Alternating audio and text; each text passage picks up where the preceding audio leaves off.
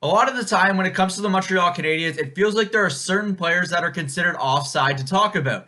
You listen to how players talk around the league about Carey Price being one of the best goalies in the National Hockey League, but in reality, that notion hasn't exactly been true over the last 3 years, despite Price's solid play of late. The point being here is that there's a giant elephant in the Montreal Canadiens room, and it's no longer Carey Price, it's their captain, Shea.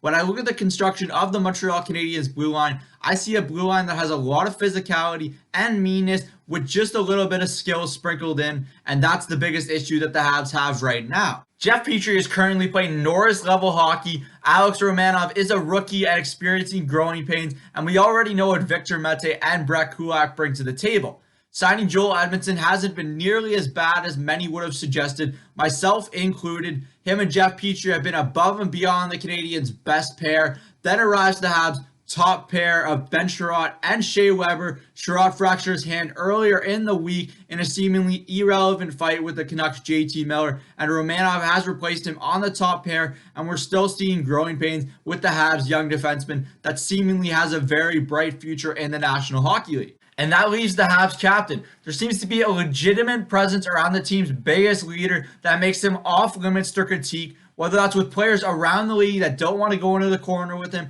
or the team's coaching staff. But in the harsh reality of things, Shea Weber can no longer carry a backhand. In fact, the Canadiens are now looking for the complete opposite right now. They're looking for a way Weber can be carried, and the only way they can do that is with a puck-moving defenseman that can skate. Now, the obvious answer would be Matthias Ekholm in Nashville, even if the price is high. The Canadiens have the assets to be able to make a trade like that, and Marc Bergevin already shot his final bullet in the chamber after he fired Claude Julien and Stéphane Waite.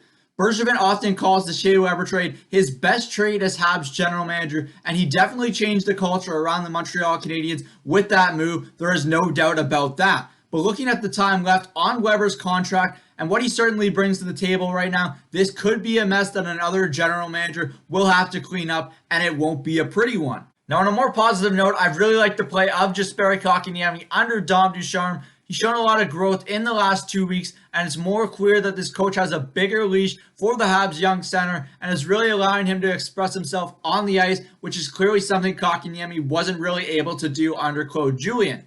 Whether he's playing with Josh Anderson and Tyler Toffoli or Brendan Gallagher and Toffoli, Kotkaniemi looks like the real deal when he's placed with wingers that can actually put the puck in the back of the net. The only thing I would add to this discussion, being a bit of a negative, is that the kid needs to shoot the puck more with little hesitation because he's got a great shot, and that's no secret, but the release time is everything in the National Hockey League, and the kid needs to get out of his head sometimes because he really does have a great shot, and he needs to utilize it more with little hesitation. Lastly, we talk about him when he isn't playing well, so we have to talk about him when he is, and that's Carey Price, who has been fantastic since Dom Ducharme took over as Habs head coach. We've seen a save percentage climb from .888 to .907 since Ducharme was appointed head coach, and we're seeing a Carey Price that can not only keep the team in hockey games, but one that can steal games for the club, and that's a great sign for the Canadiens moving forward as they get into a very important stretch of games, which will determine whether or not this club does go to the postseason. That's it for me today from Cook's Corner. As always, put your comments down in the comment section down below. Hit that like button if you haven't already, and subscribe to the channel as well. The Habs have another busy week coming up. They'll face the Winnipeg Jets twice and the Vancouver Canucks twice